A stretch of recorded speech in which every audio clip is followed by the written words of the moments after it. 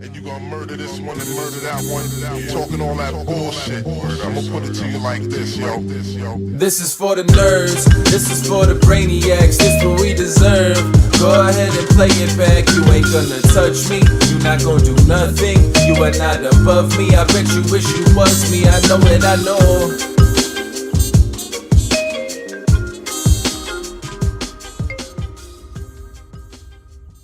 What is poppin', everybody?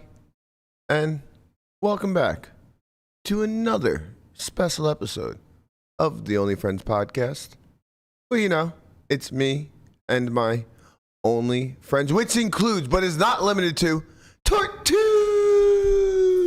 What's up? We here. What's poppin', baby? How you Back. doing? How's it going? Chilling, baby. How you Good. feeling? So right before the show started, Berkey just goes, "Are we gonna do the fart?" I'm like, "What the fuck are you talking about?" I kind of want to keep it that way. You know, the fart. Yeah, the fart. I missed that one. You didn't click the link I sent you guys? I did not. I don't know if so you're gonna get my reaction in real time. Okay, that's great. There's a I'll set this one up. Okay, that's great. There's a radio show in Boston that is very famous. I'm not sure if it's on Sirius XM or if it is like nationally syndicated or whatever, but you know, a big time daily radio show. They speak to the patriots and people who matter in this world. And they did a segment called Fart Court. Fart Court. It started with AOC ripping ass on a Zoom call. That Is that real? Yeah. I missed that one too. Oh my God. I don't know what the call was. Like, it seemed important. Like, she was talking to some, you know, higher ups in the government somewhere, and she tweeted it from her own account. Like 3.5 minutes in, she just lets it fly. And she tweeted it? Yeah. I mean, she didn't tweet it for the fart. She tweeted it for the message. Didn't they come to the conclusion that it wasn't her? I don't think so, man. That's what the. I didn't listen. It was a clear and convincing fart. It wasn't like she was sitting on like a leather couch or something. They said, situation. They said that they prosecuted people for way less, but they did not think it was her. Okay. Well, I watched the clip. Personally, I don't know who else it could have been. So they took it to fart court. Right, they took it to fart court. But this is just the lead up. The meat and potatoes of this bit were them spending 13 minutes just absolutely destroying Brent because of the way he pointed out somebody farting on air as Rast Bust. So it could have been Rast. My leading suspect is David Tuckman, and you're about to hear why. Go ahead and roll that clip. Go up. I'm still looking for God damn it. You gave him enough time too. You tried. You did your best. I did. Hey. I tried. Landon, you're more than welcome to come over here and look for it, buddy. I mean, you're more than shit. welcome. There's only like Right, 74 assets. Yeah. don't look there. Look on Twitter. You gotta go to Twitter. It's so much easier to find. Is He's this playing in on hard Poker mode. Go? Yeah. I don't know that Poker Go put it out, but you can find it on Brent's for sure.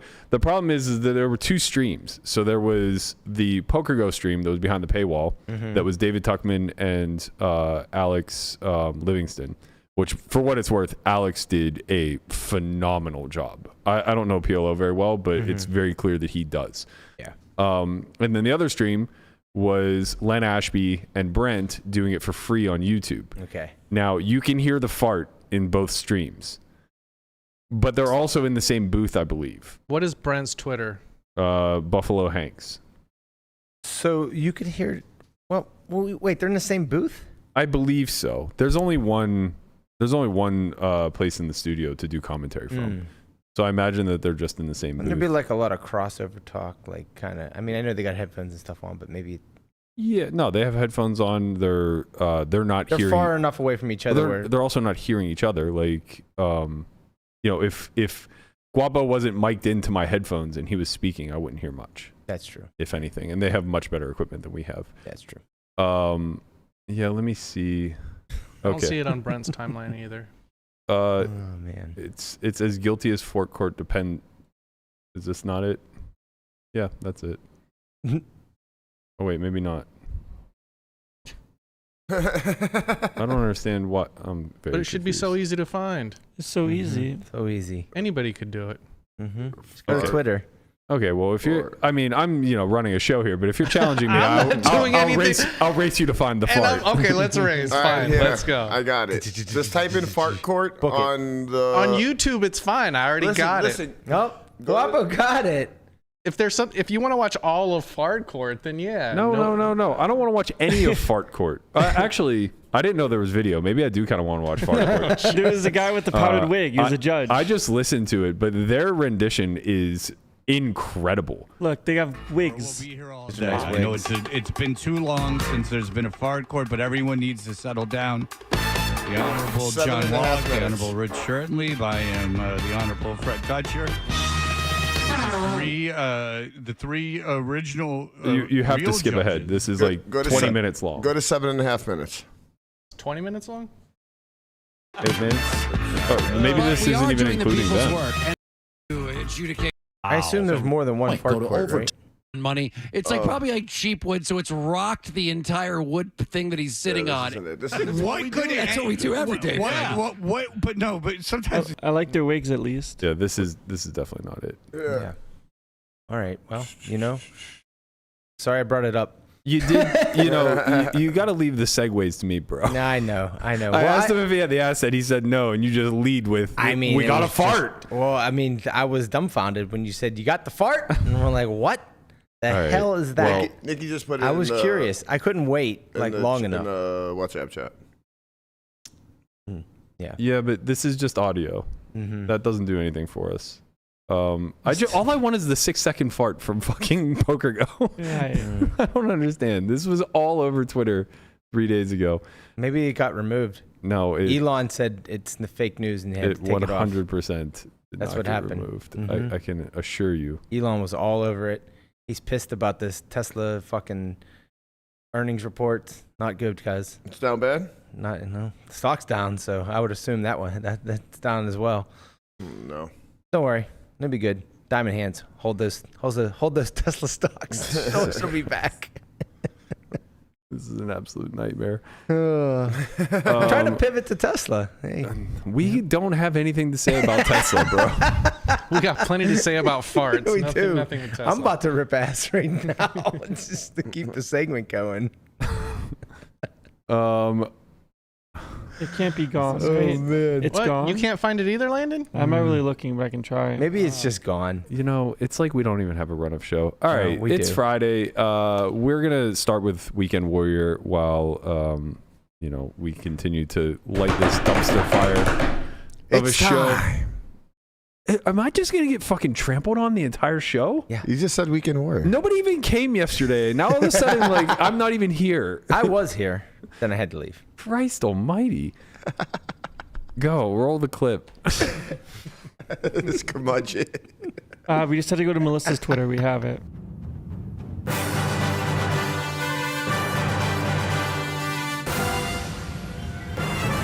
Let's fucking go!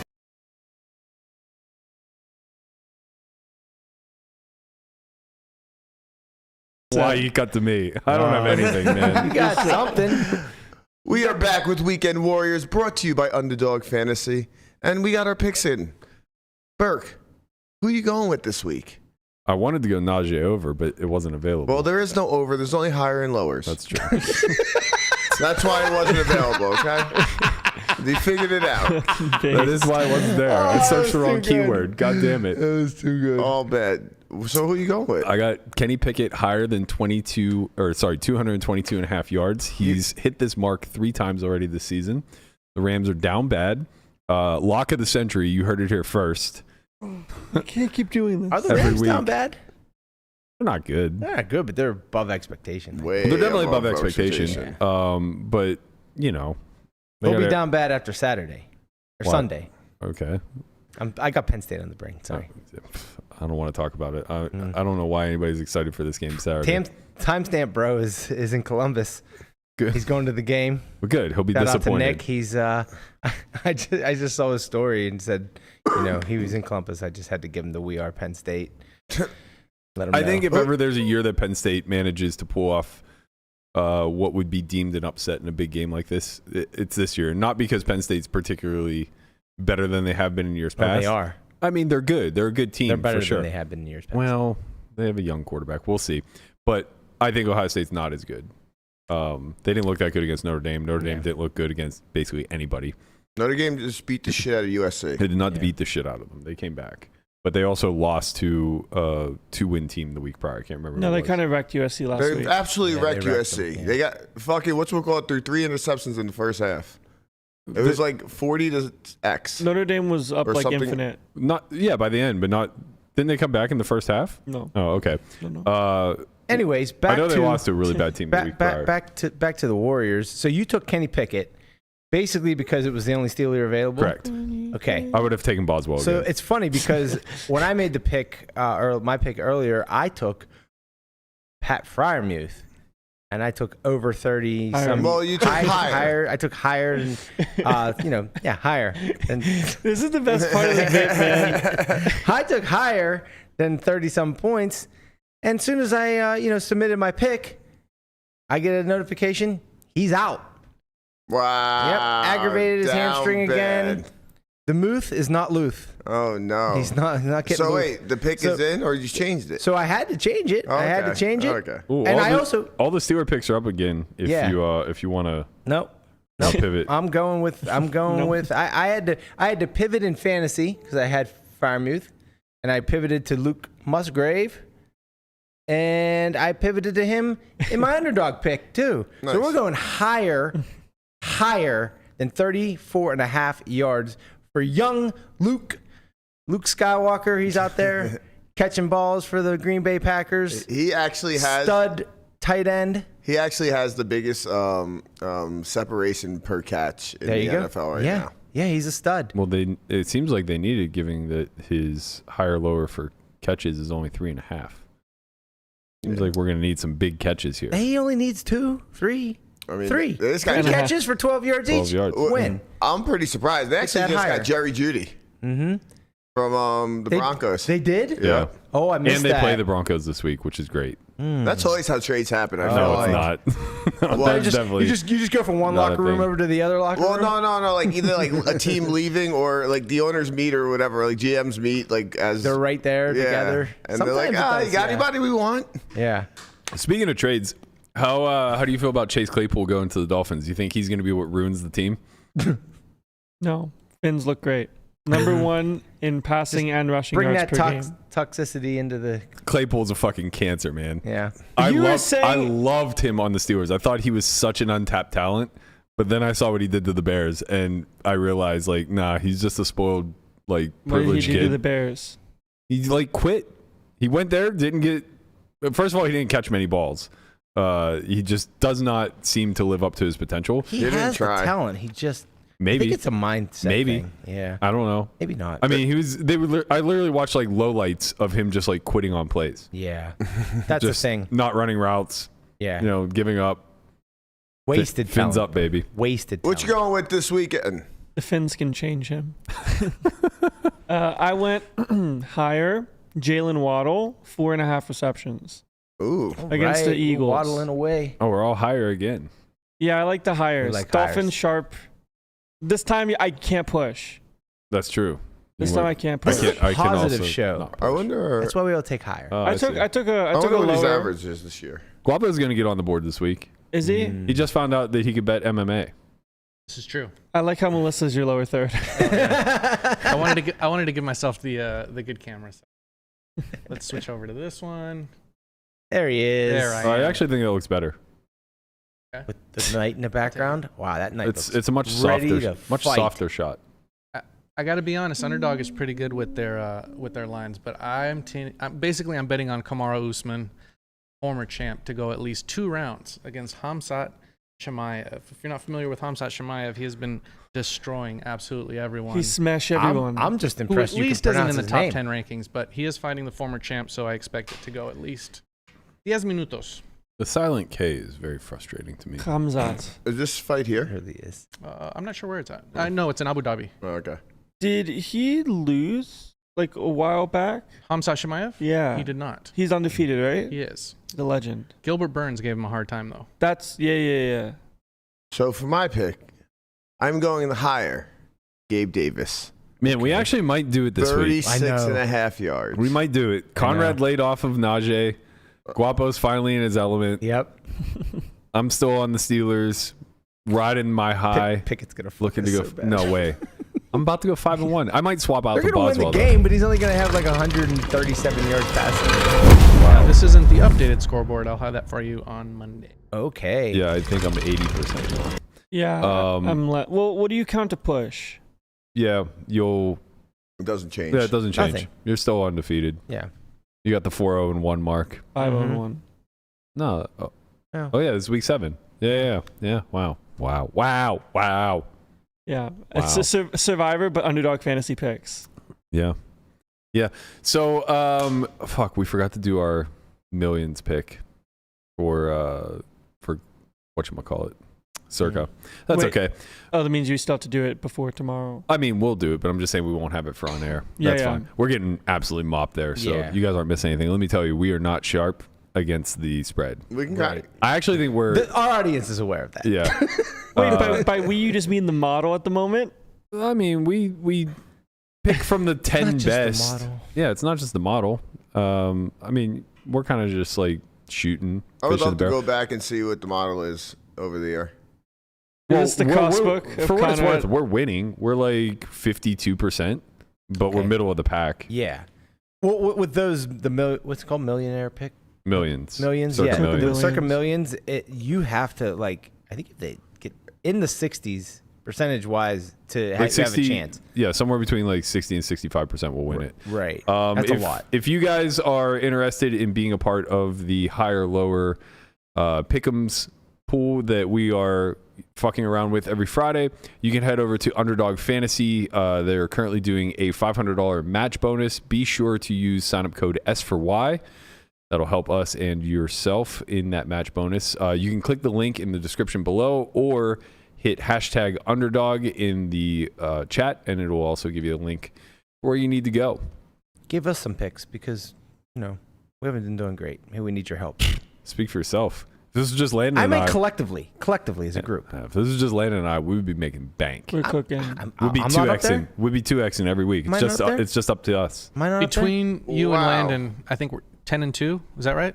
Or I only have one. collectively? I only have You one have L. one I only have one L, right? So no, would be how many weeks is there? We've done 6 so far. 6 weeks, I think. So I'm 5 You're and 5 1. and Landon He's 6-0. 5-0-1.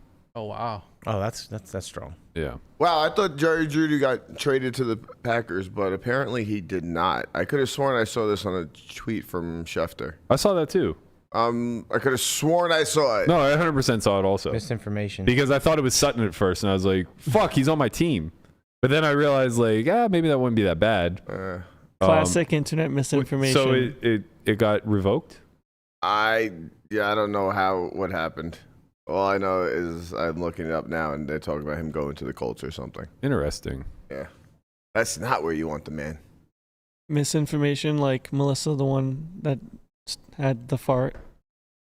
Speaking of the fart, huge shout out to Jared Bleznick. See, this would have been where I would have worked it in, Landon or Lamana, if you had, saw there on a show. It's fine.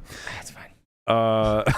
It's fine, just do your homework. Sports cards, baby. Sports cards. How does he do it? He just doesn't, man. He just fucks people up. It's so funny. Conrad walks in. Melissa and I are watching the final 3. It lasted forever. Chidwick, him, and Ike got 3-handed in the PLO Super High Roller Bowl. And they're just like swapping chip lead. It's lasting forever. And we just pretty much watched Jared play back-to-back 2 of the worst hands I've ever seen. That, like, one of them was he just check-folded aces in a 3-bet pot. 9-4 deuce. On 9-4 deuce rainbow. I was so He like, just what? check-folded. And this is moments after Conrad walks in and goes like, he's just the best. I said he might just be the best. He's just the best. I mean, he's just so good. He and just I'm like, wins. I'm like, all right, like Jared definitely has some innate ability at PLO. It's very clear that that he has like a talent for it, but it's also clear that he has no idea why he's good or how he's winning. He just like, instinctively makes some pretty correct plays and then, some pretty big blunders, I think, and like the aces being one of them. I clearly never seen him play before, other than just wrecking people like quickly, like within whatever. He gets wrecked too, though. But I'm just saying, I always see him win, or the highlights of him wrecking somebody's life. I just, what kind of like this is coming from the tortoise. What kind of mental gymnastics do you have to do to find a fold with aces on 9-4 deuce in 3-bet pot? It's PLO, but it's PLO. Yeah. Oh, well, that's different. But still, it's not that different. It's not that different. Not the 9-4 I deuce thought this was board. Hold'em. No, I'm just like, Jesus. The 9-4 deuce board is just, it's one of those where you're like, I guess I'm just gonna have to bet. Yeah. Bet. No, it Pray for wasn't a even good bet. turn. They had like 1.5 SPR. Probably should. Yeah. It was Probably just should like still. find a way to get it in. And he was. He did correctly fold aces on Jack 10-7, Okay, where that's- Chidwick just flopped the nuts with 9-8. Yeah, that's But a little more connected. but even this was pretty much, this is definitely an example of like he's not playing theoretically correct, and in this instance, it made him a lot of money. This was like a 5-bet pot, right? It was a 3 or 4 bet pot, but they had like 1.5 SPR remaining, and he had ace, king 5, with ace 5 of spades on Jack 10-7 rainbow 1 spade. Where Chidwick just has 9-8-7-6. Yeah. Mm-hmm. But to be fair, I mean, I'm not positive that it's a get-in spot. Livingston was relatively confident that he's just supposed to like pot call off. I don't know enough about PLO to judge. It's got to be a scary board for it. Like, It's tough. It's tough for it to be a 4 or 5 bet pot. I think it was a 4 bet pot. It's tough for you to find a hand in Chidwick's range in 4 bet spot there that doesn't like smash the board. It doesn't have like 40% or at the bare minimum. You don't care about it having 40%. You Well- care about it having 60%. Yeah, I mean at the bare minimum though. Like, yeah, he probably just has 60% a lot. I mean, you're more worried about it having 60+%, right? Like but Jack 10 plus. Jack 10, King Queen Jack 10. well, yeah, most of his hands are going to be That's- like, King Queen Jack 10. It's going to be some sort of like rundown combination. The only one that you're really doing well against is like an ace King Queen Jack type of holding, which you're absolutely smashing. But he's just going to have sets. He's going to have straights. He's going to have massive combo draws. You're not even smashing alongside. ace King Queen Jack. Yes, you are. Well, it's a It's broad. It's a Jack 10 Broadway. board. You have Broadway Yeah, route. you have ace King. You're you smashing have the it. King ball. Okay. You're smashing. And Smash. It's probably That's pretty what- much a flip. No way. That's definitely the hand you want to see. It's like 60. There's only one ace left. 4 9s. A Jack. No.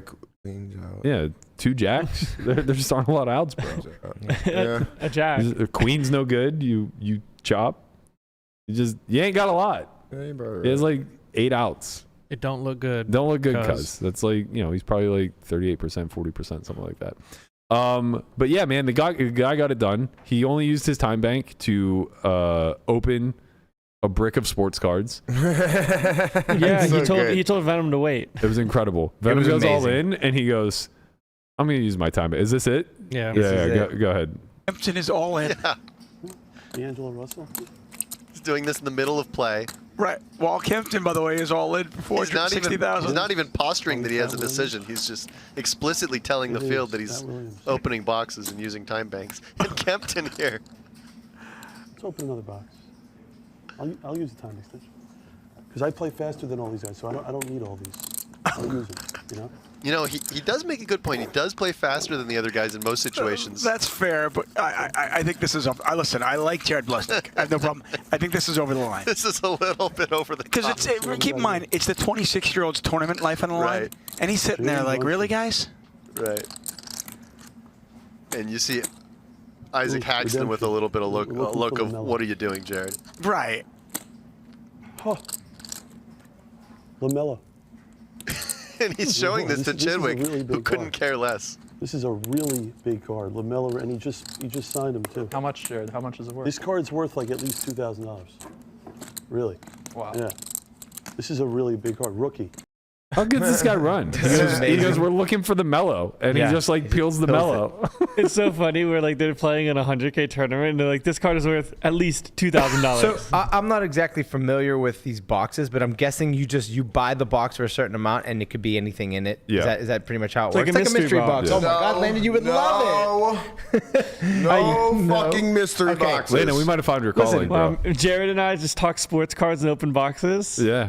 Wow. Yeah, just doing breaks on YouTube Sports cards. 4 to 5 days a week. I did this for Magic the Gathering. Like I was very big into Magic the Gathering, and we fucking loved boxes. So what do you guys think of this? Do you think this is funny? Do you think it's over the line? That's fucking hilarious. It's a 100K buy-in. I'm with This you. I'm guy's with you, all in. Conrad, yeah. And you stop the fucking game to break open cards. You I mean, if we're gonna let people use time banks to stall for pay jumps, Right. I can't imagine why we wouldn't let people use Right. time banks to shill for their company. Who what was it? Jason Kuhn that?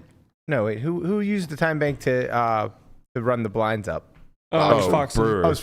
Fox and Brewer. It was Fox. They both did. That's right. It was Foxen who Brewer did it. did a recipe. Right. We've come to the conclusion that they're your time bank. You can use them however you want.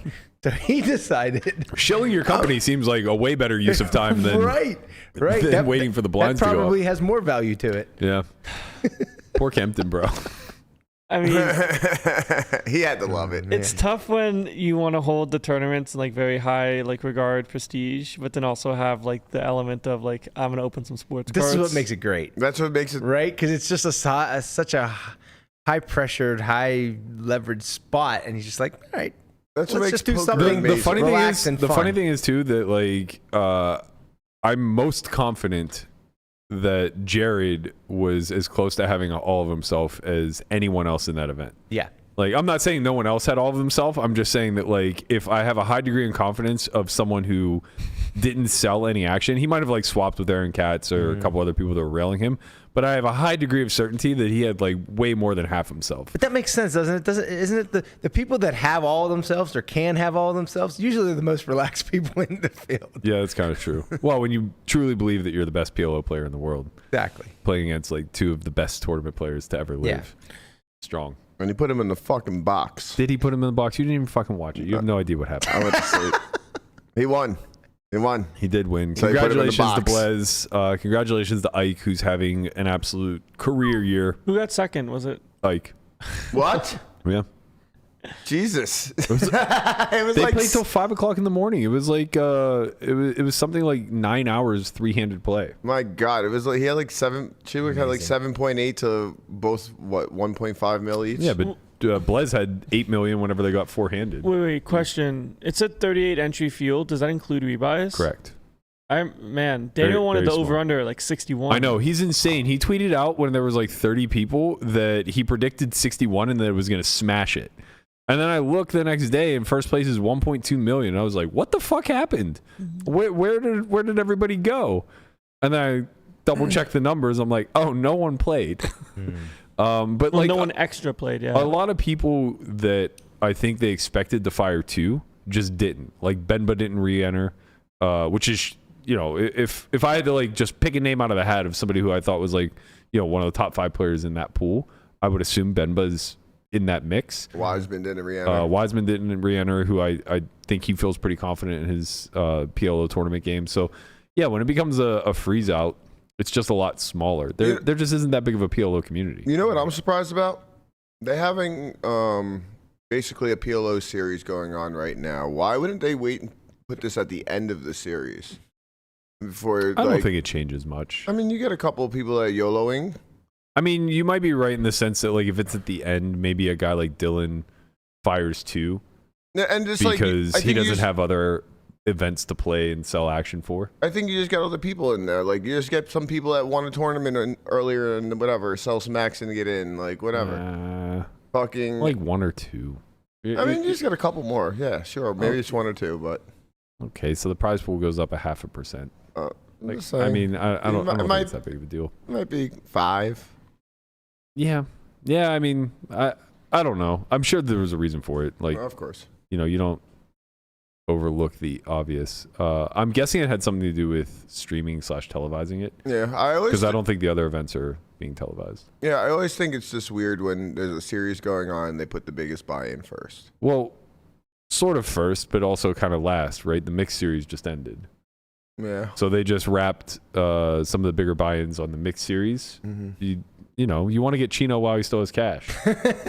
You don't want to fire it all off in 25Ks. And Chino's in there, man, no matter what. Yeah, the man is playing. I don't know what you're talking about. I'm just saying. So now there's a PLO series going on at PokerGo. Yeah, I guess so. They started with the 5K, I believe, yesterday. Yum, yum. And it progressively goes up from here.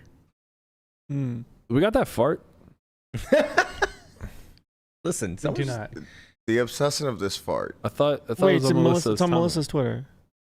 Oh, so we have to go to Melissa's Twitter. I mean, All right. Guapo and I both had a couple hot dogs at the South Point yesterday. If you want to fart, we can probably. Those things look disgusting. you. I can't believe you got two. You're out of your They're mind. so good. For So gross. $1 you get to eat. $1.50, I'm but taking yeah. it all day. Right. I mean, it's the best deal probably in town.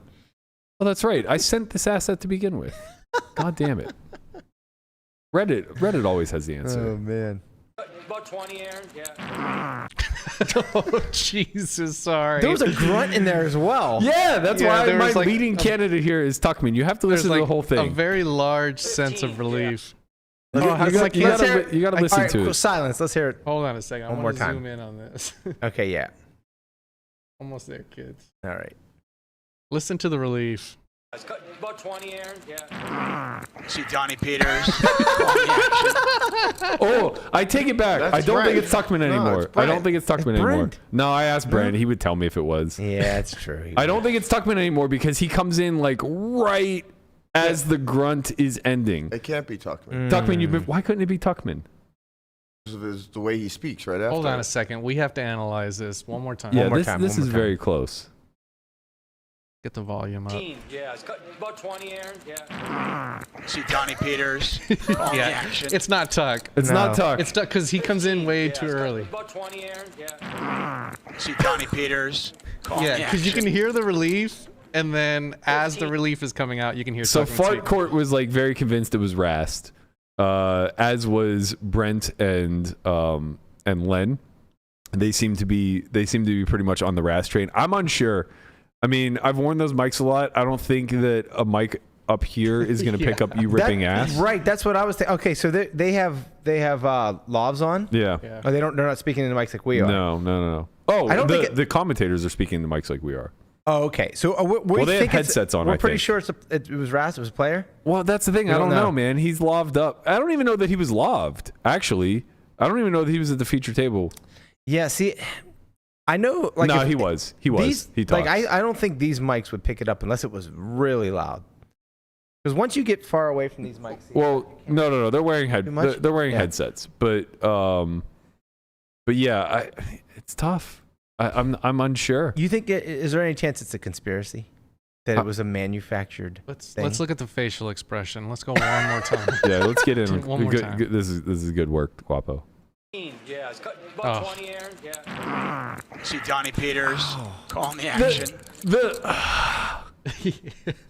Yeah, see, he was at a side table. I don't even think he was mic'd up. So I don't think it's Rast. Brent is still my leaning candidate for sure. Brent? Yeah. Yeah, of course. But he flat out told me it wasn't him. Listen, just because he wants the. Because if he just says it's him, it's like it's him and it's over. Now we're trying to figure it out. All right, wait. I have to find the What if clip. it was a fart machine? What if it wasn't actually a real fart? And they manufactured it. It was a conspiracy. You've been hanging around Nikki way too fucking long. I think even the best AI right now can't manufacture something so authentic. That was pretty authentic, but man, I don't know. Welcome to Friday's show, everyone. I need to find Brent and Len's commentary on this, because they very much treated it like you know what, just click the link, click the Fart Court link that Nikki sent, and let's hear, because they use Brent's clip. Let's hear their dissection of it. 7-minute video. Oh. No, it's a Order in the court. Right. Everyone be more careful. Not guilty. All right, she's Guilty not. last She's week, not not guilty. guilty No, this week. I think my point's been proven. All right, what is this? All right, we have one final case. This comes from the World Series of Poker. Oh boy. Not the World Series. Guilty already. Guilty for still playing poker. Is it Phil Hellmuth? Possibly. Bad boy of poker. Guilty. Is it some douche with the shades on? Imagine sitting next to Doyle Brunson back in the day. That guy was just letting him probably just drop like apples. Rest his soul. just like apples from a tree. I don't even know who that is. Oh, but he's like Very Scary famous Cowboy. gambler. Oh, yeah. He had the cowboy hat on. Yeah, he's one of the cool ones. No, for the World Series of Poker. That's tough for some of us. Obviously. Okay, here we go. Speaking of outer tables, we have action. It looks like Rast out of his seat. He's all in once again. Rast is at risk. We know that. Brian Rast is out. He had a flush draw, a straight draw. Looked like an overpair as well. Rast is out of here.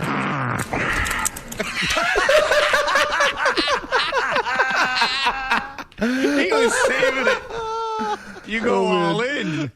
You go all in. You go all in your pants. Yeah. He was all in. It was a straight flush of those undies down the toilet. All right, you can Because pause he it. made a. All right, so that goes on for like 12 minutes or so, and even listening to it there, I don't know, man. It sounds disconnected from the commentary. But I don't know who else is mic'd. Did he comment on the fart itself, or did he just let it go? Oh yeah. So if you want to go back to that, maybe fast forward like 30 seconds or so, they rerun the clip a dozen times or so, and you'll hear where they start just absolutely destroying Brent. I stopped it right after the fart. Speaking of outer tables, Yeah, we here you go. have Let this action. play. It looks like Rast out of his seat. He's all in once again. Rast is at risk. We know that. Brian Rast is out. He had a flush draw, straight draw. Looked like an overpair as well. Rast is out of here. I promise you that wasn't. I gotta tell you, what was that? Come on. What was that? Well, we all know the answer to that. You know what that I'll tell you what it was. It was the king of. It was the king of farts. Yeah. That was a 42-year-old man letting loose. Oh, my God. He exhaled breath afterward. Okay, so the rest of that bit is Brent comes back in and he's like something along the lines of, might have had a little extra chili last night or something like that. They spend the rest of that segment just destroying Brent as a commentator. They're like, this idiot points out that someone farted on air and then says, must have been a little extra chili in his diet. The bit is hilarious. If you guys haven't heard it, I highly recommend listening to the fart court bit. But the more I listen to the clip, the more disconnected the actual fart from the commentary seems to be, which leads me to believe that it is someone in the field, but I just don't know. The only thing that can make any sense to me is Rast was loved and was somehow taking his mic out as he was ripping ass. And that just seems like really far-fetched. It's just, yeah, that's tough. Especially with the other thing is it almost has to be someone in a seated position because you hear them audibly sigh relief. Right. And You guys are disgusting. but it also, like, it was right as Brent stopped talking. That's true. Right as he stopped talking, it was like he gives his thought and then it was just like, I got my thought out and then I got something else out. I don't think Len would have responded with "that wasn't us" if it was. That's true. Right. There's That's no true. fucking Well, unless way he's Len the best co-commentator in the history of co-commentators. No fucking way he would have said that wasn't in. I there. wouldn't have it in me to cover for Brent in that spot. If he ripped ass, I would look at him and I go, "What did you do?" You'd have been on the floor. Yeah, it would have turned into an Ollie and Nick moment for sure. Yeah. So either Len is just the best co-commentator in the history of co-commentators, or it was somebody else who was guilty. Right. It's just not Brett. Who else could it be? I'm at a loss. I need to get to the bottom of this. PokerGo, you need to release the behind-the-scenes footage. We need to know who shat themselves as Rast busted. Right. Was it Brian Rast? Should he be cleared? Maybe. Right now, the internet is ablaze thinking that he poo-pooed himself after he busted the 100K PLO. It did sound a little wet. It was very, very wet. Anyway, the verdict in fart court was that Brent is guilty. Not of farting, but being a terrible commentator. I mean, the court has spoken, right? This poor bastard. Sometimes you find answers to questions you didn't even ask. Justice is blind. Shout out to Noah Marianoff for hitting us with a super chat. We appreciate you. He said, this is for the nerds. Thank you so much, my man. Thank you. Thanks. Let's get into a little bit of, I guess this is our feature story. It was on the thumb. PokerStars really making a push to get back into the American market. I love it. Yeah, I guess that's the word. Sphere. Eyeballs. Literally in the sphere. Realm. Dare we say realm? Dare we say realm? They're bringing back the big game. Dare we say? It's coming back. The loose cannon is right back in the mix. Such a good show. We need Ernest Wiggins back. Is that the black guy? Yeah. Yes. That's did E-Money. Did he fold aces? No. No. Okay. He did something to he Phil. He did Phil so He dirty. 3/4'd Helmuth. Phil did him we have dirty. it. Oh my God, we have it. Yes. That's E-Dub, baby. Big money. Yeah. This is all in on the flop, correct? set And this they up, ran it 4 times? Phil like slow rolled him. He was basically committed all his chips with kings, and then Phil gave him this whole speech about how with a shade under 50 how grand. do you have this? Do you have Run that? number 1. When Phil's never folding, and then A Phil puts it in. Queen, king. Queen, king. God, his face throughout The this river fucking and hand ace is of diamonds. great. Round 1 goes to Helmuth. Phil Helmuth is filled up and made a full house. It's so He's great locked that he up at wins least the first one, 25% of too. this pot. Run 2. The turn. A king. There we go. Full There we house. go. That's what I'm Let's go. talking Full about, house. baby. Get me damn. If you ran it twice, you Get got me money back. damn. Oh, damn, I said 4 times, though. Damn, didn't I? Holy snap. I got to stand back up now. I got to stand back up. Come on. The river's a 3. 15% dog. Ernest has won the second pot. So that's cool. I'm feeling good right now. Well, You're still alive. You're still alive. that's what I'm saying. Our loose cannon will stick around. Round 3. A 7 of spades. Everybody's rooting for a spade. He can now hit a king or a spade to win this run. So this is a 200K pot total. 200K pot total. The river. It is a spade. Let's go. You know what I love about this? Everybody at the table is rooting against Phil. He's up to It wouldn't matter if it was Phil or anybody else. You're always going to root for loose cannon. This is like slow roll. One It's more just better time. than it's versus Phil. One Yeah. more time. Put a king ball out there. Look how mad he Look how is. sick he Ernest is. Wiggins is now He's one. like enough to shake his ass to lose the last one. He thinks he's going to get half of it at least at this point. Yeah, I really like it. Come on, one more. I want to be a loose cannon.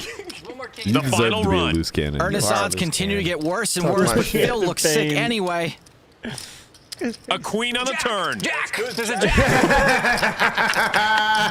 How he keeps getting sweats is ridiculous. King or a jack? One It's time. really There's hard what, to turn 3 jacks left? Oh, don't The worry. final river card. They just come. It's a king. 3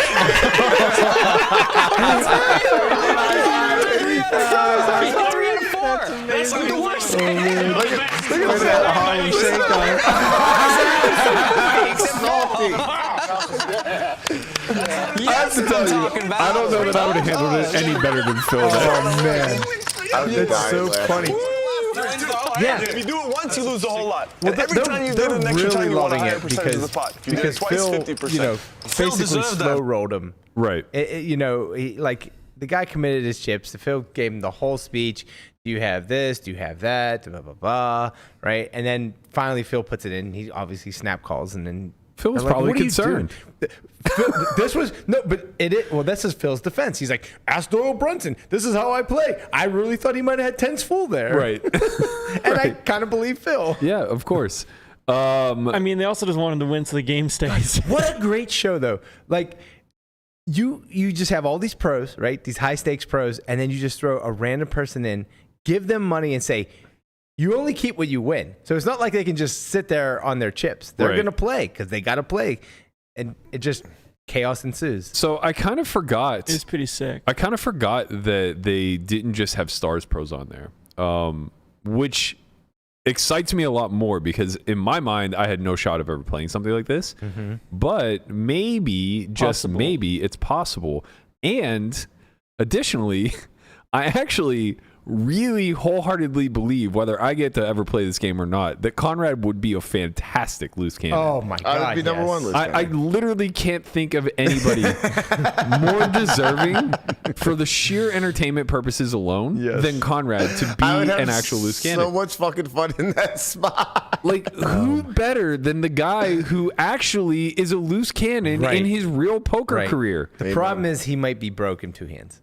That's not the problem. It sounds like fun. That's part of this. That's part of the. They're happy to have it. And it looks as though you may get your chance. So the NAPT is coming to Las Vegas in November. And on November 5th, they're running exclusive satellites, giving players the chance to qualify for the big game on tour for free. Shootout tournaments will see 20 winners advance to the casting stage on November 6th through 7th, where they will audition for a seat in the game. A panel of judges, including the show's host, Hardikin and Stapleton, will decide which two players they think are deserving of an invitation to be staked $50,000 so they can rub shoulders with some truly great opponents. So honestly, bro, I don't know that you are going to be able to fucking win one of these shootouts. But if you can win one of these shootouts... The shootout, it's fine. If you can win one of the thing that I worry about is that you actually have too high of a profile where they might disqualify you. Maybe. Oh, man. But the thing is who else is going to be playing these casting... You know what I mean? Like, Guapo's in the mix. Guapo in there. Let's go. We have content forever. We can literally just use that. Well, whatever. I definitely highly encourage you guys and everybody in the chat that will be here for the NAPT to attempt to play these shootouts. It seems like there's no buy-in to them. It's just 20 single table satellites, 20 winners will advance, and then there's a casting call. Like, let's fucking get it popping, baby. How do you just apply to play on the show? Yeah, I don't know. How do you just apply to not need their free money? If you're listening, whatever 50K buy-in that you're playing or bigger, I'm in. I'm fucking in. You can find money. It's okay. Yeah, let's is on the 5th? Get it going. Well, that's the 5th is when they're doing the satellites. Okay, nice. And then the 6th is the main event. 6th, yes. The 6th is the main event that we're all playing. Right. We decided we're playing. We are in. Let's go. So the 6th and the 7th will be when they do an audition. I'm not sure what an audition is. I'm not sure what happens there. You just talk to Stapes and Hardigan and tell them why you want to win. Literally, Conrad could just walk in there and be like, listen. Didn't even have to say anything. I'm your loose cannon guy. They already know. They'll just make an extra show for me, honestly. And they would be like, well, explain why. He'd be like, well, 2 years ago at the World Series of Poker, I had $5,000 to my name. I walked in and max late reg, the 5K, 9 max, 8 max, whatever. Final tabled it, got 4th place for just shy of $200,000. I even ran around the table when the 5th place player got knocked out. Right. You did. You're so happy. And from there, I did not suddenly recognize the wealth that had been bestowed upon me. I didn't say to myself, hey, we made it. No. I then hopped in the next event I could find, which was the 1,500 triple draw that I've never even fucking played before. And I final tabled that, getting 9th place for dust. Just absolute dust. So, of course, I just kept up this routine until I stand before you today, $100,000 in debt. Actually, I didn't. And ready to be the loose cannon. Actually, you want to hear something crazy? Other than cashing the main after that, I think I only lost like 8K playing poker. No way. Yeah. I went to SHRPO and I lost 8K basically that weekend. And then I didn't play poker. I just traveled for like a while. He has a hell of a shoe collection, though. Oh, yeah. Fucking clothes are absurd. Bro, you had like $250,000. No, you can run through $250,000 when you go to... I never had $250,000. Yeah. Wow. Don't tell it to the loose cannon audition. I never had $250,000. I never had over 115. How? Because you cashed for like piles that summer. I didn't have over 115 at any point. Wow. How many pieces of Louis Vuitton do you have? With bags, shoes, pieces of anything. I have Connie, if you ever need to 3 liquidate, shoes. I have an eBay store. He does have an eBay store. 3 I think it's pairs time, of shoes and a bag. Okay, that sounds like about $5,000 just sitting in your room. No, more than that. The clothes? Not on resale. No. My bag cost $3,200 alone. Yeah, what are you reselling it for? I'm not reselling. I gave up all that. The close to conventional dollars ratio that in his closet is. I'm going to liquidate his room for him. Ridiculous. I'm just going to go in one day and repo everything. My closet. All right, yard sale. Fuck a yard sale. I'm on that Guapo eBay train. Yeah, there you go. He'll get us top dollar. My closet is absurd. I did all my laundry yesterday. We know. Over the last 2 days, I should say. And my God, it's a beautiful closet. Matt, the first thing that has to go, the pea coat. No, I like the pea coat. Yeah, it's yours. Great. Oh, it's mine now. Yeah. I like that. Repo Man coming through. Never. My pea coats are fucking awesome. They are. Look at this pea coat telling me he's broke. I feel like we need like a short clip of Conrad going through everything in his closet. Yeah, that would be good. I would never give you guys my swag like that. Mm-hmm. You guys crazy? You act like you have a choice at this point. I'm repoing the shit out. Honestly, I'm changing the fucking locks, and I'm just gonna do a fire sale for your bedroom. Never. That's what you think. Oh man. What if Lamana got on as the loose cannon? Oh. He's the opposite of a loose cannon. Right, but when you give me just free money to do whatever I want with it, I know that if I lose, now if I get up like one or two. Don't you just get to keep whatever you have in front of you? Yeah, so if I get up like one or two blinds, why do you have to get up? No, if I get up one or two blinds. But why? Why do you have to be up? That's still just free money. No, He's talking about like $100. You only need to keep profit. Yes, you don't get 50K. So the re-up version of this, I don't know if that's the same, but the loose cannon version, the old big game, you only left with your profits. That's what made it great because they didn't want people to go on the show and just knit it up and then just leave with whatever they gave them. That's what made them to leave. If they only with your profit. Is it only with your profits, or is it your profits plus the stake if you're up? Only your profits. I'm pretty sure it's only profit. You can only. That's what made the show great because you have to give them back $50K. That's just yes. Well, if you give them right. Dumb. No, that's what makes the show so beautiful because it makes them a loose cannon. That makes them gamble it up, especially at the end. Right, you're right at the end, and you're down money, or you have a little bit like you're right at even. Then you just go all in. You just try to just gamble it up. Yeah, that's what made the show. Yeah, that's what did the loose. Yeah, but you should get to keep the buy-in if you're winning. No, because then because then people play tighter. Right? How would they play tighter? Because what do you mean? Let's say they you don't win want to lose the one fucking small 50K. You think Lamana's gonna? If he has Lamana's it's a 50K. shorthand. It's a shorthanded cash game with an ante. You can't. I'll invite you to a fucking cash game, and I'll give you $50,000. And if you get up small and can walk away after 8 hours of winner, I'll suck your dick. I accept your offer. What happens if Lamana has 35K in front of him and the show's coming to an end? He's gonna fire. No, the fuck he's not. He's going to take the 35K. Listen to the words coming out of my mouth. He's saying you have to be positive on the 50,000. Right. So if I'm at $50,100, I'm gonna do what? Pay the blinds and the ante. Yeah. Okay. So I'm up 51,000 or whatever, 52,000. I'm going to just try to not play. So you're gonna try. I'm saying if there's like 5 hands left in the session and I'm up $2,000. I'm just not going to play. I'm not even going to play aces. I'm just going to fold because I want to keep my $52,000 and not dip to $49,000 and not win. That happens anyway. This is not a good case for a turtle to be a loose cannon. Right. That literally happened on the loose cannon. Somebody was up like 30,000 and they just started folding aces. Well, like if you're up a substantial amount, of course, that's always going to be the case anyway. Right. So why wouldn't you add the reward of the extra 50K?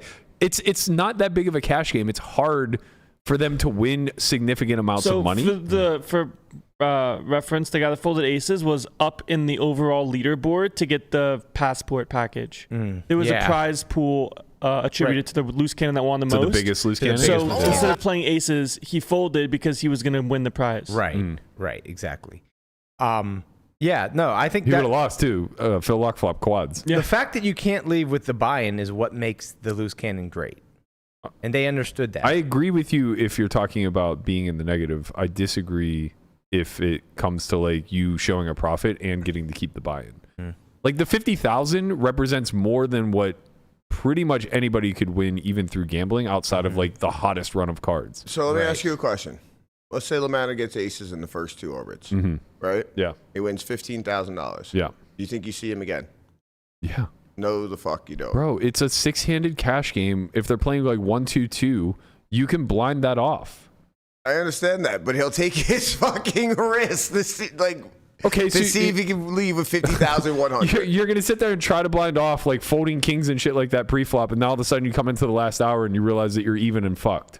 Yeah, I wouldn't knit it up unless I knew that I could lock it up. Like no matter if it was in the first two orbits and I get aces, then I'm just like, okay, yeah, I understand that I can't just lock it up, but like it's almost like you're playing a satellite at that point, and it's just like, well, if I can last, that's just always going to be the case. If I can last to the end, but but it's not like if I'm only up, if I think I can maybe knit it up right at the end, then I would if you could keep the buy-in. But if you don't keep the buy-in, I'm gonna gamble. I'm gonna be all in like every hand. That was what was great. Right at the end of the show, the loose cannon would just be shoving all in. And everyone else is sitting there like, well, I have this hand. What do I do? He just shoved in $30,000, and I have a marginal but hand. That's going to be the case anyway if they're down below their buy-in. I feel like there's an answer to this question that we don't have, but like it's somewhere. What do you mean? What would the metrics and rules were for the buy-in? Like, does the loose cannon get to keep the 50K? We're not arguing that. No, we're not arguing that. We know what it was. They didn't get to keep it. They did not get to keep it. Correct. I'm arguing that they should. He's saying they should, and I'm saying I'm arguing that it makes the show better if they don't get to keep it. Right, because let's just say there is a situation where they double up early, and then they can just fold for the rest of the time. That would happen regardless if you keep the buy-in. It didn't happen all the time. Sometimes people pushed it. It depended on the loose cannon. Some knitted it up. Some gambled it up. The only way that it wouldn't is if they were gambling for something bigger, like a leaderboard. The only thing I can guarantee you is if I was your loose cannon, I wouldn't give a fuck. He would not. I don't give a fuck if I was Conrad, up fucking 50K, up 100K. PokerStars, if you're listening, this is why Conrad would be the best loose cannon, because you gave him a free buy-in, he'd be trying to take every single chip on that table, no matter if he was up or down. I'm trying to inflict pain, man. Whether it's on myself or someone else. I'll tell you what I'm excited for. First, I'm curious where this is going to air. I assume that it's just going to be YouTube and that traditional TV is like out of the question at this point, but maybe not. That would be amazing if it wasn't. But what I'm excited for is if this gains some level of popularity like it did in the past, and we have the community watching it now with Twitter and the lens of modern game theory, I am so pumped for all of the armchair quarterbacks to come out of the blue and just destroy the loose cannons and all the pros who are attempting to freestyle in real time against loose cannon strat. Like, I am just so excited for the nerds to figure out the ICM of 30 minutes remaining and you're winning 100 big blinds in a loose cannon scenario where you can just ante off 30 big blinds by folding out the rest of the session type of thing. Also, there are a lot of other things that PokerStars can do to avoid the loose cannon from being able to fold. One is add an ante, of course. Yeah. 2 is make the ante bigger. So adding like double ante would be really great. 3 would be adding a lot of things that have penalties. So 7 deuce game, stand-up game, like forcing this type of stuff just forces the loose cannon, especially if it's like a big penalty for stand-up game. Say like if they're playing 1-2, call it 1K per person. That's a 5K penalty to lose the stand-up now. And if you're doing it like once every hour, so say it's an 8-hour show, you're going to play the stand-up game 8 times. That's a huge penalty for the loose cannon to occur. You just figure out ways to drive the action where they can't stall. There are just enough there are enough like side games that you can force where, and again, like I think the purpose is survival for the loose cannon. Like I think that giving him his buy-in to keep if he shows a profit is heavily incentivized if you put in all these monkey wrenches that also drive action. The assumption is that the person is not a winning player in the lineup, right? Or he's not going to have much of a win rate. So the notion of like what happens if we put a guy in here to play like a whale, well, I can tell you what happens. Most of the fucking time they dust their buy-in. And that's just the end of it. So I think like, you know, giving them the opportunity for a large cash prize, even if it puts them in a situation where they're up $1,800 with 30 minutes left to play and they have to try to figure out how to either win enough to sustain or, you know, blind themselves down. That's interesting too. Like endgame is interesting. It's not just about having the loose cannon fire all of their chips in the middle every opportunity they get, because yeah, that's great, but it's just a Hustler live stream on a Friday. You know, it's just it's just what's the guy who got it in with 10 or trip 10s in the PLO, the professor. You know, it's just him, you know, rocketing it off and then celebrating whenever he actually gets there. Like, I'm not saying that's not great. It's good entertainment, but you don't have to like overly force it. Yeah, you don't have to just continually have the all-in fest. You want there to be some hero stories, right? You want somebody to come out. Like Nadia is a great example. Yeah. Nadia got to play on Loose Cannon. I don't recall if she showed a profit or not, but like now she's a staple in the community. Like that was a big jumping off point for her. Wait, Nadia was on Loose Cannon? Yeah. I didn't know that. Yeah. This is like all the content that I know of the poker history. Look was at Jason the back big then. game and high stakes poker when it was on. It got moved to YouTube. Yeah, that was like an AI picture before it even existed. How long ago was high this def now? shit. Oh man, this was I think pre Black Friday. We got Young Bonomo. This is definitely pre-Black Friday. Yeah. Mercier. What were they playing? 3-6. Young Joe Cata. This is fresh main event Joe Cata. Wait, she raised to 12 or 1500, I guess. 1200. 1200. So they were playing 2-4, maybe. Yeah, probably no Annie, huh? She looks like every Probably James no Bond Annie. villain. Wait, she made it 1200. You said? Yeah. So 12 is 24. 2-4. They were playing 2-4. Okay, but there's 2400 in the middle. 244. Where's the additional 1400 coming from? Right? There's 1400 If you additional. go back, dead. I thought the raise was 1200. 1500. Okay, so that's 3000. And he said he called 244. 1100. So 400 was the big blind for Okay, sure. where'd the additional 800 come from? So 400 ante, 400 small blind?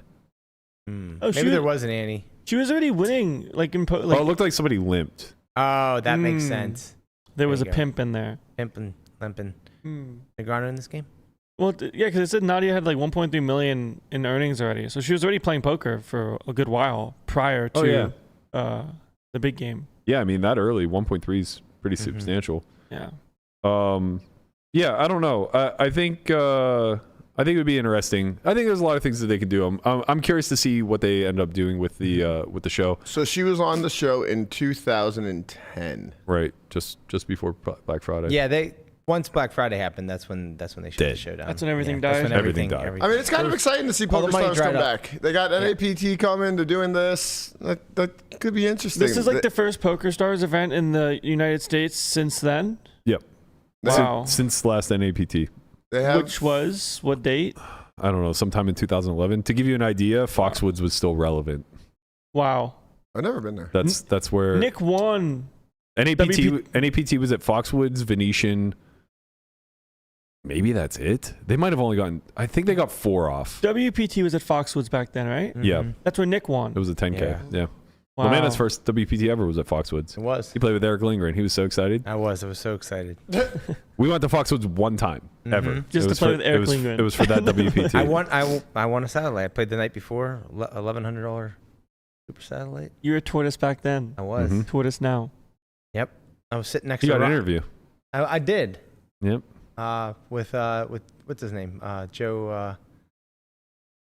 What was it? Seabach? For the circuit. Yeah, for the circuit. Oh yeah, For the Seabach. circuit. Yeah. Yep. Poker Road. How'd you end up doing? I think I made day 2 but didn't cash. Always depressing. Yeah. Extra time. Always down bad. That's how my first WPT went to at Falls View. Yep. Made day 2, didn't Wow, cash. Foxwoods being relevant is so funny. That was like the first card room that I played at. Really? The fuck were you doing at Foxwoods? Steven was there. Trico. So I went up there for a little bit. He was in Maine. I drove down there. May or may not have been 21 yet. Sure. I was gonna say you definitely weren't 21. I was playing 1-2. We couldn't get into Mohegan Sun because I didn't have ID. Mohegan didn't even have a poker room when we went to Foxwoods. Wow. They existed, but they didn't exist. What a place. Yeah. Yeah, it's kind of crazy, man. Dealers kept asking me, like, man, you look really young. I was like, yeah, don't worry about it. It's crazy to see how much the ecosystems have dried up over the last like 15 years. Like Foxwoods was booming. It was the biggest poker room in the world. That's crazy. Foxwoods was booming. Mohegan Sun was about to open their room. Borgata was When Borgata first opened, I can't even explain to you what the atmosphere was like. It used to be in the basement, or not the basement, but like the lower level of. I think it's where the food court is now. There were hundreds of people on the list. Hundreds, literally hundreds. The overflow, or no, it wasn't where the food court is now. It's where one of the clubs is. Yeah, it was down the escalator, and then But they had I think they originally opened with I don't know, maybe 40 tables or something like that. Mm-hmm. Every fucking table was full with hundreds on the list. You'd put your name on the list and then go to dinner. Yeah. And then come back 2 hours later and then still have to wait. Yeah. Foxwoods was Fallsview was like that as well, but they were only a 15 table room. Yeah. And when the WPT would come to town, it would just be 150 people on the list. Yeah. Fucking Greg, he used to just sit and snipe the list. He'd wait for them to call a name. They'd be like, David 1-3, David, last call for David, and he'd go, I'm David. So smart. It was sharp, dude. It was sharp. The second they said last call for so-and-so, he'd just be like, I'm David. And then he got caught one of the last days there. The guy came and he's like, I'm David. Yeah. He's like, well, I'm David. We're both David. There's probably 15 Davids on the list. Let's be serious. Yeah, I thought you meant the other David. So, my bad. I'm David R. Yeah. My apologies. Yeah, he's next on the list. Oh man, those are good times traveling. That's crazy to me because when I went to Foxwood, that place was a ghost town. Yeah, it is now too. It's crazy to me that I'd never so is been Borgata. there. Borgata's pretty dead, all things considered. I mean, when we were going there, they would get 10-25, 25-50, sometimes a bigger game of 51 or 1-2, and then they would have a dozen 5-10 uncapped Yeah, games. The 5-10 game there was Or so maybe it was good. 2,500 capped at that point. They used to have the whole back room filled with high stakes games, PLO, shit used to pop off. I want to say it was massive. 2K cap in the 5-10 game. I could be wrong. But I thought 2,500, but either way. Somewhere in that range, But it was still great. It was slippy chips. In the 5-10? I mean, the 2-5 was 1K. No, it was 500. Oh, they had a 2-5 and a 5-5. Yeah. So 2-5 was 500. I always find it strange whenever those games would conflict with each other. But honestly, the room was so big and so busy, it made sense. Venetian has that now. Yeah. So does Bellagio. I always used to call it the race to 1,500 because that's when you were able to play. That's fair. It's everybody just sits down and we race to 1,500 and then that person gets to be happy. It's so crazy, man. Poker. I miss it for nostalgic reasons, and I miss it because it really was a part of our come up in the grind. It's so different now. This was mandatory to just travel the states, rounding, finding these games, sitting as big as you could sit, and just not just trying to make your monthly nut, but exceed it so that you can continually scale. Because there was opportunity, right? Eventually you could make your way into Bobby's room. You could come out to Vegas and play a lot bigger games. It's so weird now. You'll never experience that. Even if you chase the circuit, you'll never experience it to the degree that we did, right? If you traveled the circuit, you're still going to spend half the year in Vegas, I assume. Maybe a little bit more. It seems like now there's a lot more places to go, though. Right? Florida didn't exist then. For All the MTTs. Midwest places didn't really exist. But we would hover around the East Coast, right? So we'd go to Turning Stone, go to Foxwoods, go to Atlantic City, and then if we'd want to do something different, we'd come out to Vegas. To be fair, whenever the MTTs come into town, it's the same thing as it was back then, just a little bit less. No, Just a little bit. the cash games don't pop the way that they did. I mean, it's less. Don't get me wrong. Significantly but less. they pop. And I think it's less because it is saturated and there is more places to play and people don't travel as much because they have a poker room in their backyard now where they there was one tour and a dozen stops that it would go to. Right. There was the WPT and there was the World Series of Poker and that was it. Yeah. World Series of Poker circuit? No, it was the World Series of Poker in the summer. You would chase the WPT to play cash games while the 10K would go on, and then you would come out to Vegas for the summer. So everybody would be playing satellites trying to get into these tournaments. The tournaments that we got to play were the smaller ones. We would go to Turning Stone and they would run a 2-week-long series where the buy-ins were capped at 2K. Right. We'd go to the Borgata where they would run prelims prior to the WPT 10K. Events. They would do a lot of 500s to 1500s. Their prelims were fucking huge leading up to the 10K. The $500 was always six figures the first. My first final table ever was a $500 buy-in at Borgata. I think I got 5th place for like $40K. I was on the rail screaming. Yeah. Like the only one. That was the day that I declared Matt Stout as my lifelong nemesis. Yeah, that's he got right. 4th place. He got you. He bluffed me in a hand and told his rail, and I never forgive him for it. Lamana was standing right behind his rail, and he overheard it. I was like, "This motherfucker's done." I did that. Sniping the rail. So I just limp raised him online for like 6 years in the 100 rebuy. Just to get back. Just to fuck him. So I did that to Bakes in the triple draw with like 13 left, and I was lying. I had the nuts. Obviously. And whatever, I acted like I was bluffing. Sure. And he's like, I feel like we had both sat down at a bar, maybe like last year or something like that. And he's like, I still have nightmares about that. I couldn't tell him that I was lying, and I had it. Unreal. You're a bad guy. You're a fucking bad guy. Speaking of nightmarish hands. Lamana is in the muck this week. Oh, baby. He spent the entire week at South Point, and if that's not reason enough to be in the muck, there's a couple hands that he's brought to us from the South Point. Now, they're all multi-way, so we can't really defer to the wizard on this one. But I got to tell you, once we hear it, I think we'll have some solutions for the young man. That's right. Run that graph.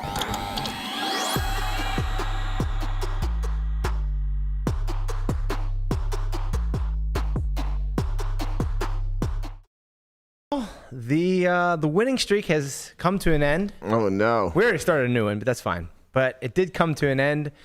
Had a couple hands that, man, I was in the muck. I didn't know what to do. What's the impetus for being in the muck here, regardless of the outcomes of the hands? What plagues you, my child? What plagues me is, playing with certain players of a certain age who drink a certain beverage. Mm-hmm. It's black, you can put cream in it. The OMC crowd. You just never know what they're going to do. Usually they're going to underbluff. The OMC's got you on your heels. They're going to underbluff a little bit. Let's just take you through the first hand. Okay. So first hand, I am in the big blind. I think under the gun goes ahead and limps. And then a fold, and then another limp, folds around to the small blind. Small blind completes. I check my 5-3, 5 of clubs, 3 of hearts. All very standard so far. Very standard so far. Yes. I flop the stones. Okay. Ace. Good start. Ace of diamonds, 4 deuce of clubs. It goes check. I decide these guys play too passive. I need to build the pot. There's only $8 in there. So I just lead. I lead her out for $5. There's an ace out there. They're limping aces. They're doing everything right. Okay. All right. The first under the gun limper raises. We like 211. Small raise. Then an overcall. I'm like, okay, this is great. Comes around to me. I decide to just call. Why? Well, we'll get to that. Okay. Let's just run through the hand real quick. So I call. Turn 8 of clubs. Flush obviously gets there. I check. Now the raiser checks, and now the overcaller bets 35. Big bet. For their, it's not huge, but it's almost pretty big. pot. It's pretty big, right? So 3 ways, that's pretty big. 3 ways, yeah. He should be betting half pot, maybe less, maybe 40%. He bets 35 into 41. I call, and then a fold. And so now we go to the river, heads up, a brick, queen of spades. I check. He bets about half pot, a little over. It's $60 into 111. And I'm like, and I'm in the muck. And I'm like, this fucking guy, like, God damn it. Like, does he ever? So at this point, I'm like, okay, he's probably never bluffing. Probably never's a strong word, right? But it's very, very unlikely he's bluffing. They just don't bluff enough. I'm just trying to figure out, does he ever value bet a set or 2 pair here? And I figured getting 3-1, I decided to call, and he just shows me exactly what he should show me, which is the stone nuts. With the ace-9 of clubs. Okay. So the problem I have, and Guapo, you play these games, right? You're in these games, right? Indeed. What are you thinking in this spot? What do you do? Do you play the hand differently? I'm sure on different streets. But say let's say you play it the same and you get to the river, right? And now you check and he makes this bet. What are you thinking? I'm just putting the money in the middle. You're just calling all day long? I'm just putting the money in the middle, yeah. Okay. So the reason it makes it a little bit easier for me is just that when he raised on the flop, yeah, it's possible he's gonna have like ace 9 of clubs, ace 5. He didn't raise on the flop. He called. He called the over raise. Oh. Yes. So he called so it went, I lead, the under the gun limper, like pretty much clicks it. And then he calls he calls the raise, and then I call, and then, yeah. And then it went check on I checked the turn, the raiser checked the turn, and then the overcaller bets 35, I call, and then the guy who made it 11 on the flop folds. Okay, yeah, that's a little different. Right, so it's different, right? So it looks like he has a flush, and he played it like he had a flush, and they play their hands pretty straightforward. But I got it straight. I think you put yourself in a weird spot. They overvalue hands as well, though. So I don't know, man. I still think I call. Okay. I think you put yourself in a weird spot betting flop. Because I think you can get a good check raise in a lot here. Because like the hands that they do limp they're gonna be like ace X a lot, and maybe even like of 2 pair, ace 4, ace deuce, because they have the bullshit ones, like whatever when they limp it, and then we just get a good healthy check raise, and then when we see a club turn, we just play the hand differently. No, I like all that. For sure. Just find ourselves in like a different spot. We're just like, okay, well, he called the check raise on flop, and he bets turn. I think your lead's fine. I guess my bigger question is, why is this hand important? I think it's important because I think just in theory on the river, it's just a call all day. But we're not in theory land. We're at the Jewel of the South. We're at the South Point. Okay, and we're also multi-way going. Right. Were we heads up going into the river? Into the river, we were heads up. Yes. Okay, yeah. But we're multi-way prior to that. We're multi-way prior. His cold call range is, well, flush draws. The thing is that now is it theory, his theory cold call range, or is it this guy's cold call range? There just really isn't going to be a lot of theory attributed here when you're talking about a limped pot where you lead, get raised, and have a cold caller. Right, because we're out of theory land at this point. Yeah, we're just pretty much freestyling here. I think that the difficulty that I see here is when he bets the turn, you're not value cutting him any longer. What do you mean by value cutting? Like he's not betting worse value hands, in my opinion. Okay, so now his sets and 2 pairs just check back? No, but I just, again, I'm not speaking theoretically any longer. I'm just speaking from an observational standpoint. Right. I just don't think that they choose this size. I also don't think that they cold call all that often on the flop. It's a small lead, or it's a big lead and a tiny raise. I think like if they have 3 bets in that spot, it's largely going to be sets. Sets and maybe like ace 4. Yeah. When it goes 5 to 11, any of the good hands that they have on flop just get raised a lot, I think. Right. And I think like I think a lot of the hands that they do cold call are exactly what you get shown. The combo draws, right? Like they don't want to pile money in. They're just happy to call and get there. Yeah. Because you sometimes get there with worse. Right. I mean, he played the hand exactly like he had the flush, and I really, really wanted to fold. And I was just like, it was one of those situations where I'm just like, if he ever has the 2 pair, but like this is why I'm asking why the hand is important. Right. Because I'm not correct. I think maybe I'm not correctly range assessing on the flop. Let's get to the second hand, because I think that there's an underlying concept here that I want to talk about. Okay. And it's one that sometimes plagues me as well, because just playing in the live environment, I think people are pretty predictable. Okay, so now we go to a hand where this was a straddle pot, but the replayer won't let us do straddle pot. There's a button straddle actually. Okay, so a couple folds, and then we get a raise to 15. I flat with ace 6 of hearts, folds around to the big blind, who also calls. So we're looking at 46 in the pot. I flop a flush draw, comes queen of hearts, 7 of hearts, 5 of spades, and it goes check. Original better raiser makes it 16. I call, and the big blind calls. So we go 3 ways to the turn, which pairs the board queens and puts 2-tone out there. So it's queen of spades. So backdoor flush draws coming in. So it goes check, checks to me, and I decide to check back. The river is the 5 of hearts, giving me the nut flush, but double pairing the board. Now the small blind or the big blind leads half pot, 50. The original raiser calls, and it's up to me, and I decide. No way. To fold. Oh. Yeah, I would fold. Yeah, fold. And I decide to fold, and the small blind just shakes her head and says, I got nothing. And the guy just turns over 2 red 10s and wins the pot.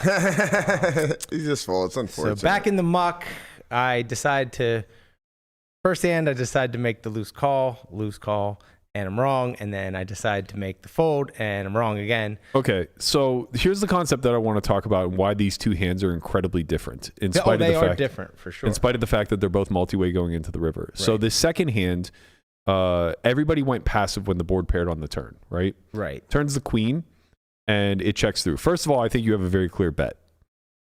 So, okay, yes, I'm not disagreeing with you. In my head, it was the small blind has concentrated to a lot of queens in her range, and I didn't want to get blown off my equity. That's just what my thought process was and why I checked back. Yeah, so the reason why I think you have a very clear bet is because I think worse flush draws are going to call, and I don't think you need to bet large. So something like third pot gets it done. You actually have the most queen X, in practice. Yeah.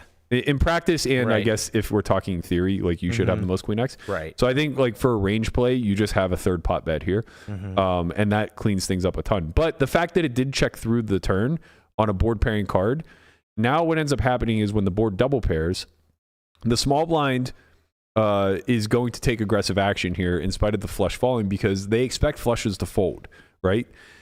What is so unique about this is, one, the sizing, and 2, how we got here.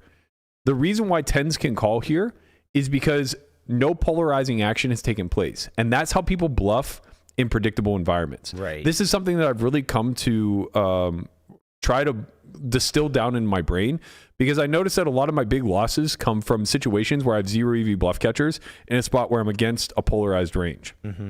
When I'm against a polarized range in an environment that under bluffs, I get fucking torched. But when I'm against a non-polarizing action that got us to a spot where now they're trying to polarize, I find the bluffs all the fucking time. And that's what keeps me calling over and over and over again, because they chose not to polarize on a street prior, and now all of a sudden they're taking a linear range and just taking a polarized action. Right. And so I find the bluffs.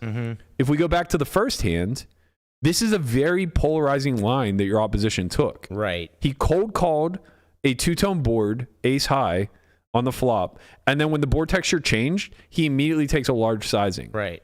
So now all of a sudden, all of our bluff catchers turn to shit. So even though 5-3 Even here, though we have the best bluff catcher, it's still shit. correct. Even though 5-3 would never be 0 EV in theory, Right. it would always be making money, Right. because it's a straight. Right. It actually is probably 0 EV or losing money in a spot where your environment just isn't bluffing through a polarized line. Right. They're polarized and they're under bluffing. So what do you do with your bluff catchers? You fold. You fold them all. Yeah. Right? You can literally just fold them all. Right. Like, we wouldn't consider a flush a bluff catcher here, because we would think to some degree that he could potentially be betting worse for value. But, you know, to some degree, the threshold just continually raises. Yeah. Right? Like, maybe an 8-high flush here isn't good either. Right. And you're never going to have king queen of clubs because you're going to open, or you're going to raise pre. So like, maybe even most of your flushes that aren't just like a knuckled back ace 6 of clubs type of thing, right, are just going to give up as well. And I think that that's just largely okay. Right. So I think like if I had to play these two spots out, I would probably actually strongly consider folding the turn on the 5-3. Like, really, really, really deeply consider just mucking the turn. Yeah, because I mean, he's taking a polarized action and you 3 can't ways. Improve. You can't improve. He's taking a polarized action 3 ways, and your best hope is that it goes check check on river. I mean, I can improve to a flush. That's not what we're talking about. Right, because the assumption is that if he ever has a bluff, it's just the naked ace of clubs. Right. So you're just still dead. Which is not a bluff. It just doesn't happen. Right. Yeah. He's taking a polarized action into two opponents on a board changing card. Right. I think that this is a spot where it's just like, you just have to ask yourself, am I making money? Right. Am I making money versus this action versus a player who I don't think is balanced? Yeah. If I was in this spot a million times. Right. And if I call this a million times, right? How am I going to come out ahead? Probably not. Probably not. And you know, you still have the other guy behind who easily could have just checked the nuts, right? He could have raised you with ace X of clubs and then been sharp enough to check to the cold caller, right? Who may stab some of the time, you know, that type of stuff. Yeah. So I think that you have a very strong consideration for a fold. Once you call turn, I think you should just call river. Right. Okay. Because you made your decision that he's bluffing enough on the turn to continue. And that didn't change on a non-texture changing river. Right. In the double paired board spot, I think it's the exact opposite. I would never fold your hand. Yeah. You know, it's funny because too, like after I was thinking about it, I'm like, well, obviously like we just capped ourselves. Right. And so this woman's like, she's sitting there in a small line. She has nothing. It looks very, very obvious that neither one of us has a queen. So if she's ever going to bluff. Correct. This would be the time. Right. And the sizing is non-polarizing. And I'm sure she probably is a very under bluffer. Right. But this was just the ones, but people under bluff, like that's the thing. We say like they never bluff. Well, no, they don't never bluff. Would you ever fold a 5 here? They spaz bluff. Right. Would you ever fold a 5 here? Would I ever fold a 5? See, so it's funny. It's like, would I ever fold a 5?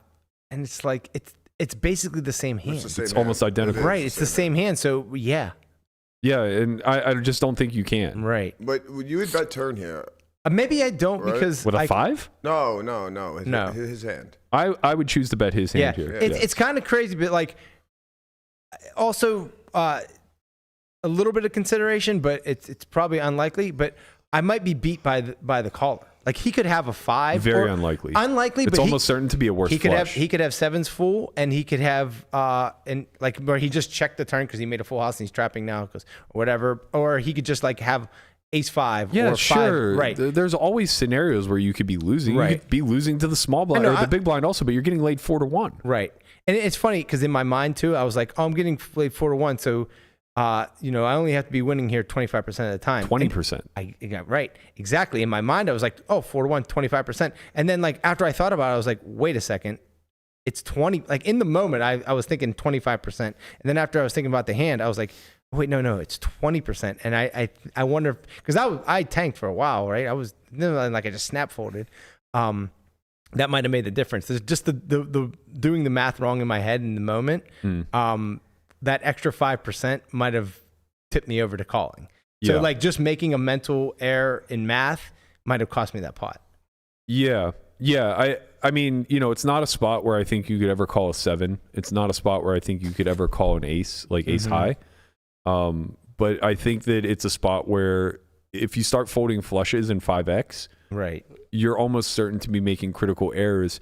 Not even because you're just winning that often, but because of the line work that got us here. It's just a scenario where we talk about these live environments and how under bluff they are, and they absolutely are 100%. when people's backs are against the wall.